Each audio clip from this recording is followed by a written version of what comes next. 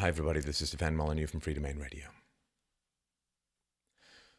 Civilization is a conversation, and moral progress is always the most shocking part of that conversation. Every great moral advance in human history has been met with shocked revulsion by the rulers, by the powers that be, and those who depend on them. The great abolitionist Wilberforce spent more than 3 decades making the case for ending slavery before the British Parliament finally voted to outlaw the hideous practice over the third of the globe ruled by Great Britain. John Milton wrote his passionate defense of free speech in 1644. Freedom of the press was not achieved in England until 1695, more than half a century later. Equal rights for women and minorities, freedom of trade, separation of church and state, the right to divorce. Each of these advances was considered an appalling break with virtuous traditions, and they all have one thing in common. One thing. In the absence of free speech, these moral advances would never have occurred. The principle of free speech rests on the most fundamental intellectual virtue, which is humility.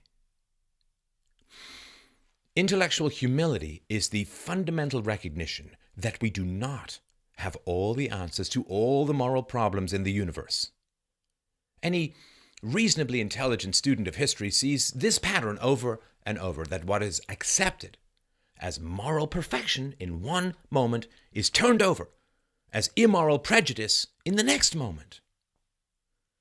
The idea that the state, the centralized aggregation of coercive power in society, should pick and choose acceptable arguments and ideas was once thought commonplace, and religious dogma was forced down the throats of the people by the armed might of the government. Over the course of hundreds of years of religious warfare and over the piles of millions of corpses, the separation of government and arguments was created. See, this is what happens. The moment that government has the power to attack people for holding a particular opinion or making particular arguments, civilization ceases to be a marketplace of ideas and becomes something quite different, something quite disastrous.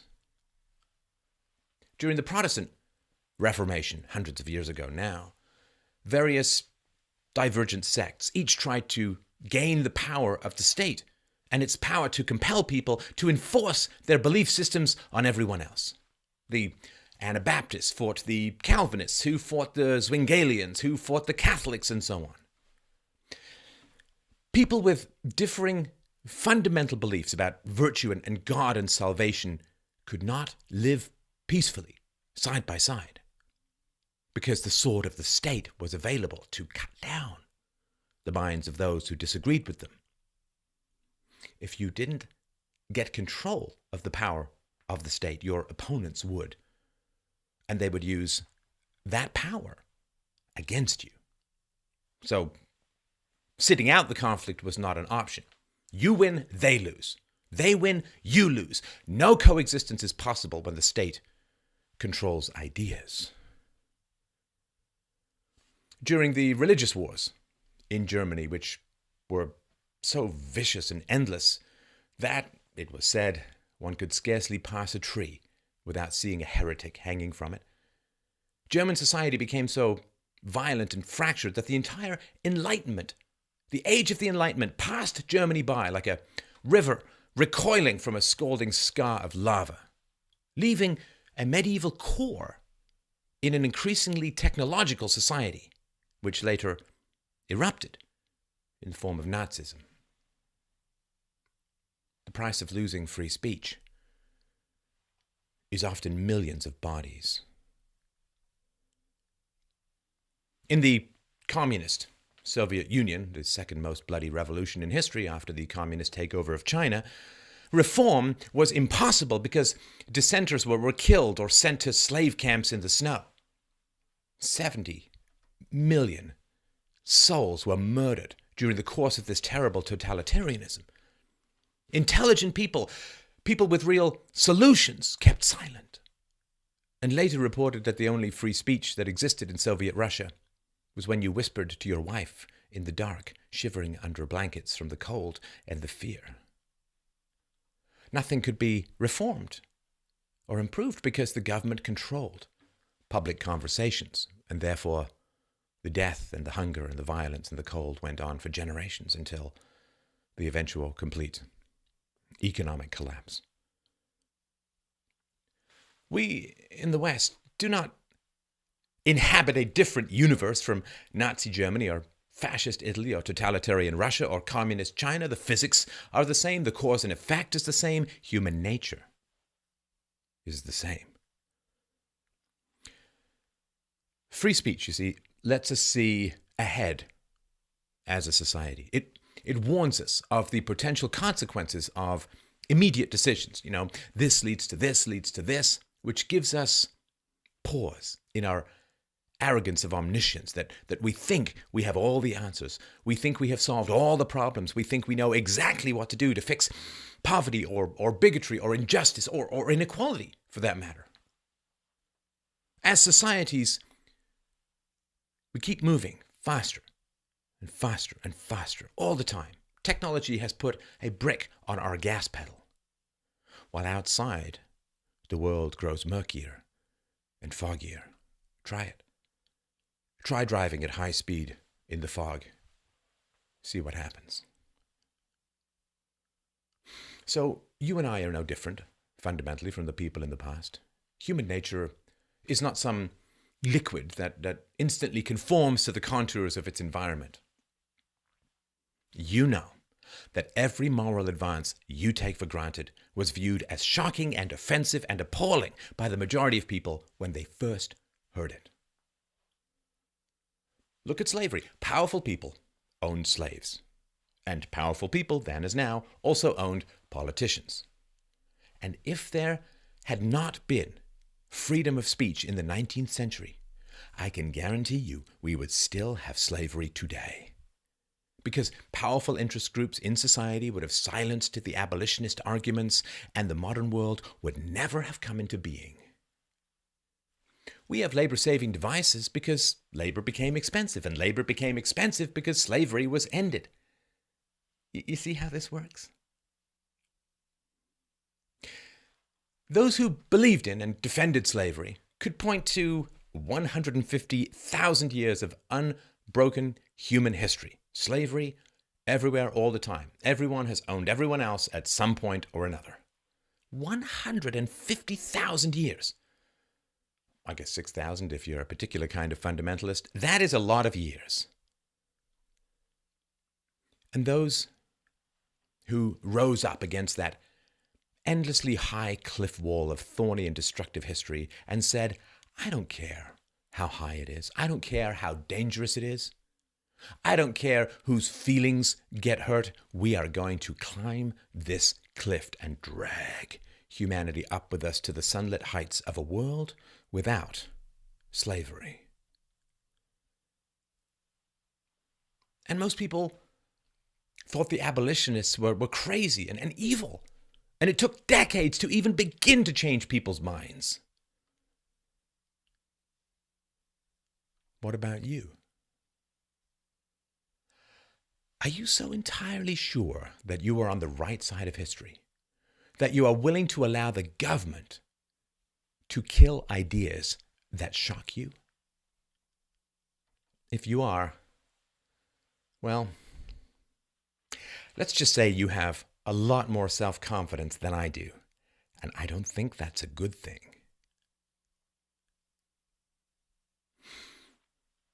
Here's the thing. I guarantee you that we are not finished or done as a civilization, as a species.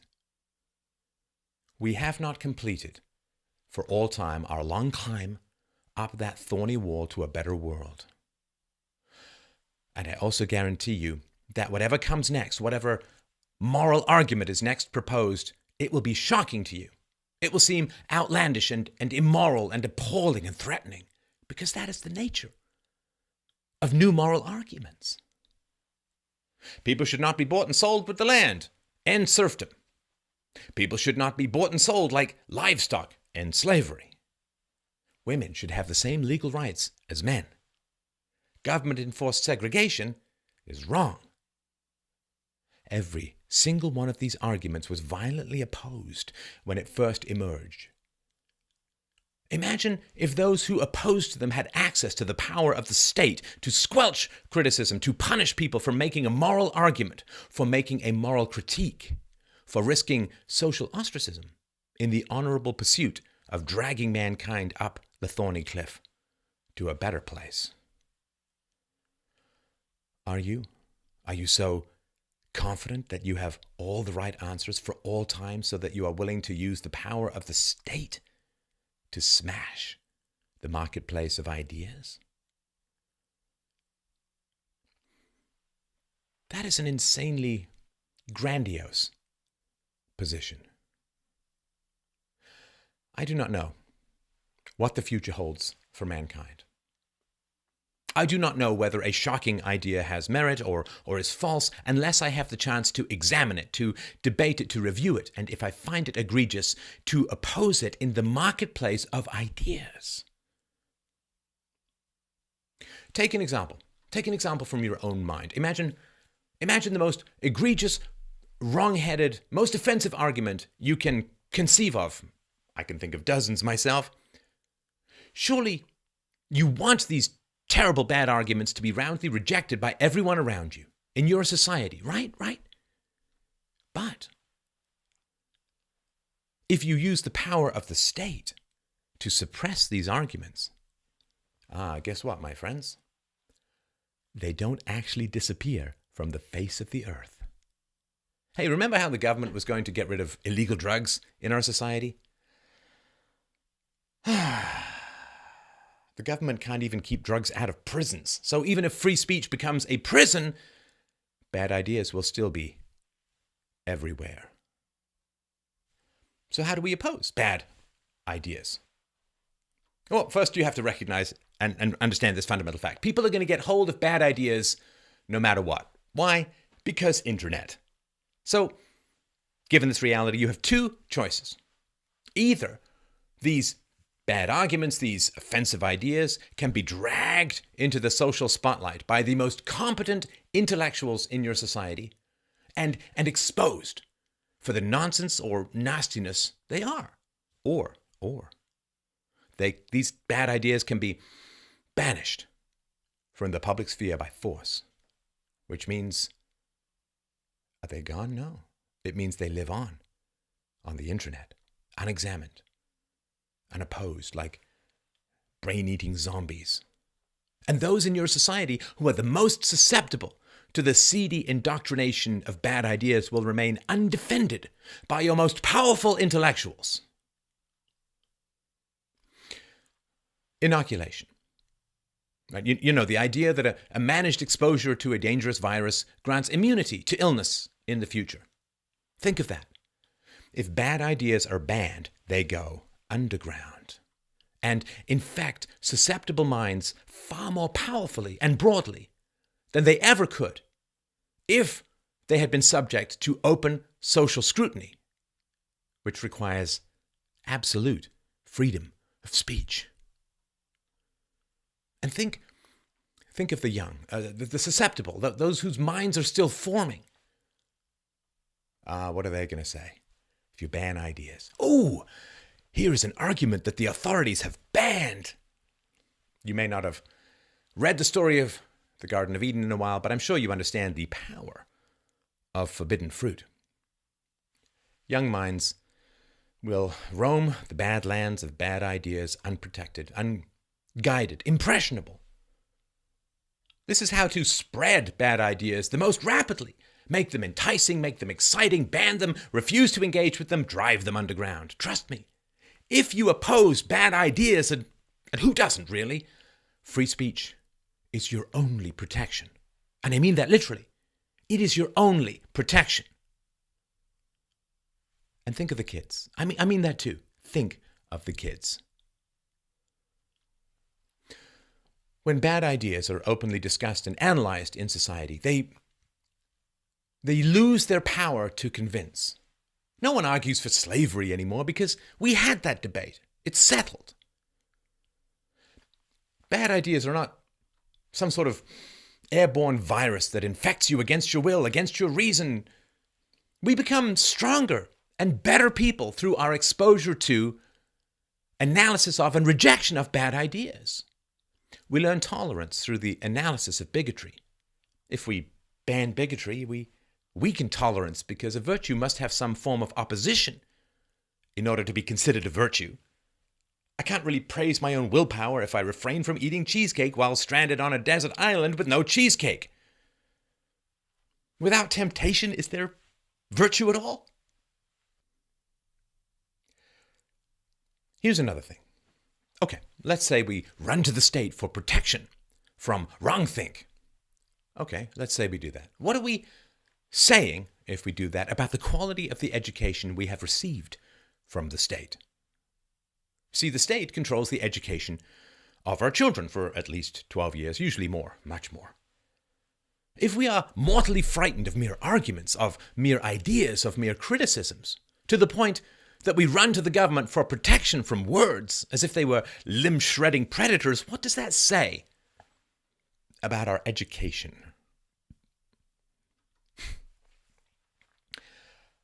Guess what, friends? Life involves conflict.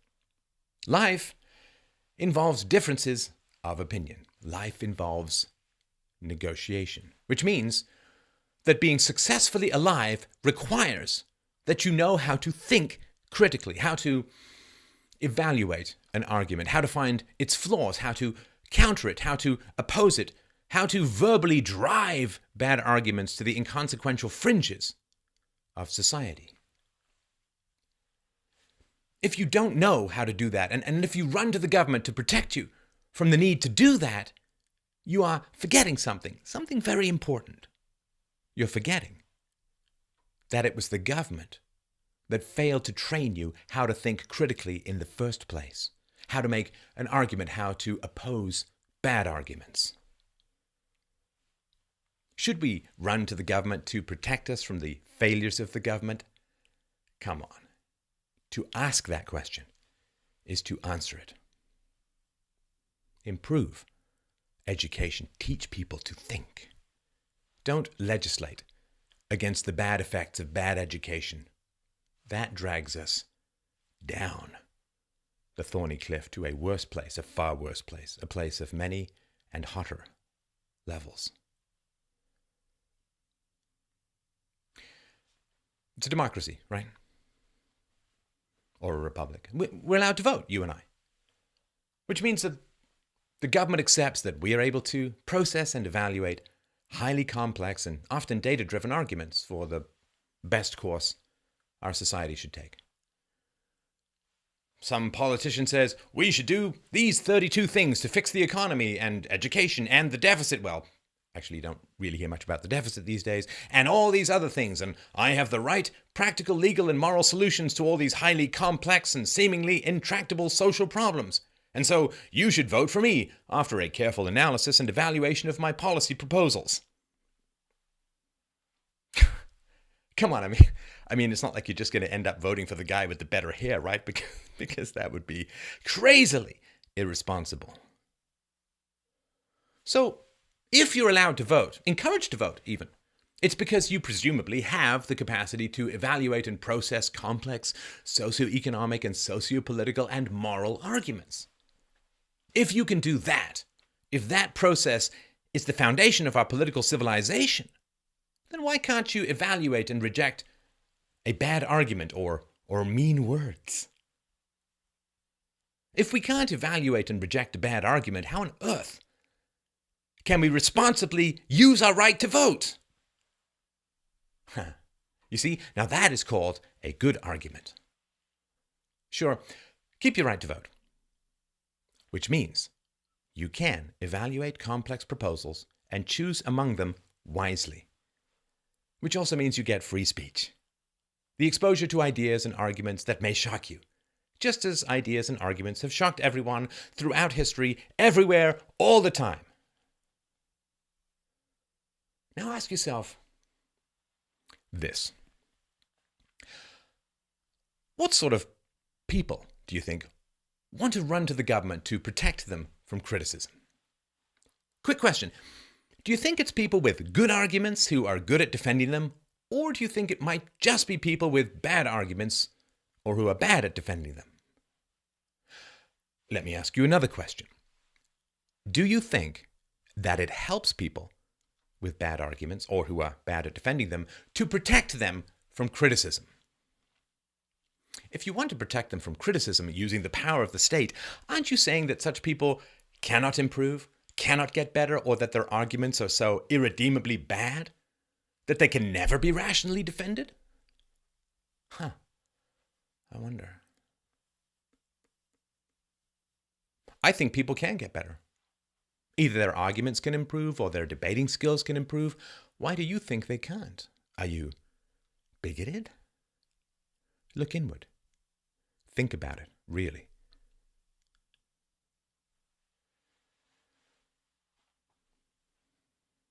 We're always going to have disagreements in society. That's actually healthy. I'm sure you know that. There are 3 ways that human beings can resolve disagreements, and only one of them is any kind of real resolution. They can negotiate, they can use violence, or they can withdraw from the disagreement. Like if you want a job, but you're not offered enough money, you want more money, you can negotiate for more money before getting hired, or you can take the job and then steal from your employer, or you can go and look for another job. If you want to go on a date with a woman, you can ask her out. If she says no, you can gracefully withdraw, or you can kidnap her. Right? Negotiation, violence, or withdrawal. That's all we have. Civilization is based on the principle of refusing to use violence against people who disagree with you. If you want to buy a house, but you can't agree on some price, you don't get to become a squatter. You don't get to just move in anyway, right? I mean, that would be barbaric, a total breakdown of civilized standards. Think this. Think of your most treasured moral perspective. Now tell me, how old is it? How new is it? It's probably not more than a few decades old, particularly if you're on the left, like you're secular.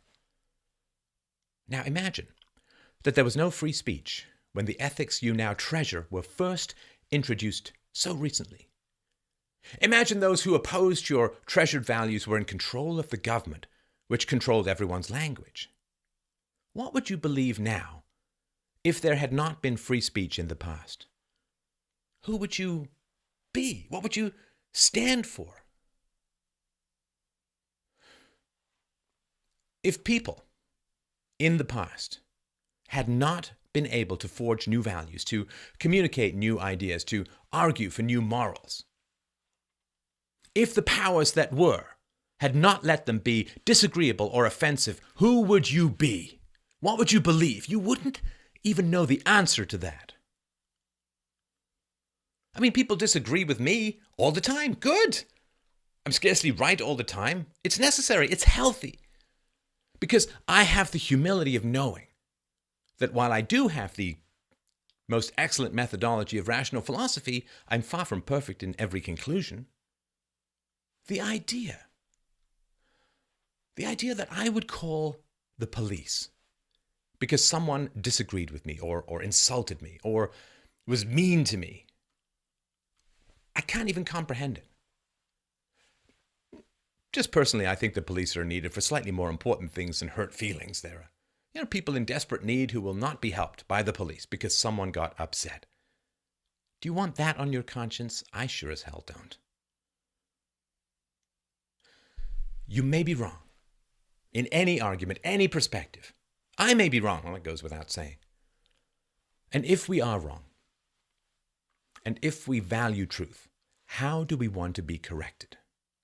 We want to be corrected by better arguments, by by rational persuasion, by reason and evidence, by the Socratic method, by Aristotelian logic, by anything except the power of the state, which will never correct us, but merely silence and punish us.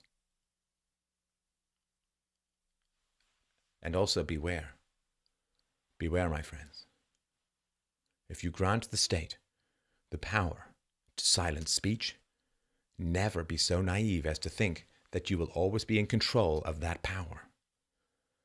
The power to silence thought, to crush opinions and destroy arguments, that power, once loosed in society, will not remain under your control for long. Never ever give to the government a power you would not trust your worst enemy to be in control of.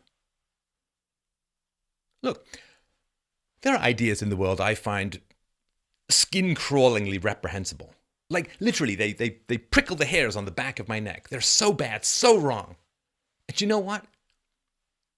Those who advocate ideas which I truly hate should have free and open access to the marketplace of ideas. Why? Because if I surrender to hate, and I surrender to the thirst for power, for the thirst to silence those who disagree with me, who criticize me, yes, and even those who insult me, then I have created an unholy precedent in my society. I have introduced force into conversation. Can I guarantee I will remain in control of all that power for all time? Can I guarantee that my daughter will never be punished by the power I have unleashed in the world? It will never be used against her? Of course not. Once loosed, that power, the power to control speech, is a summoned malevolence that rarely returns to where it came from. Free speech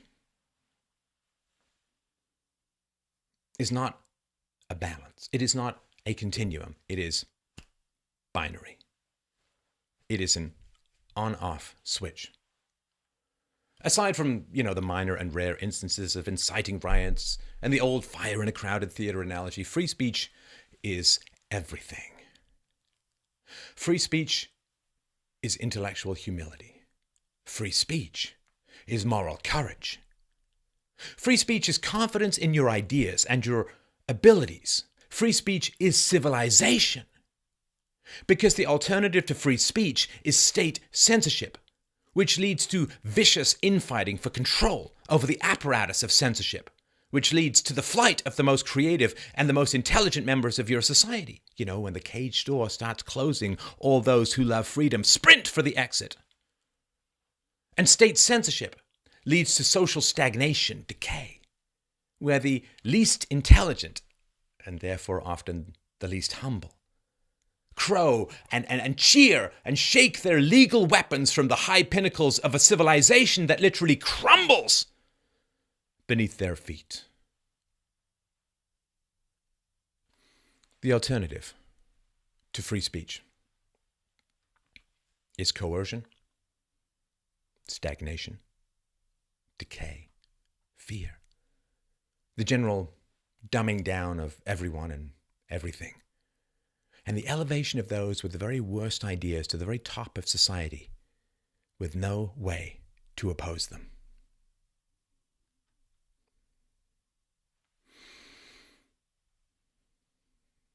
That's all I have to say. I truly hope, with all my heart, I will continue to have the right to say it.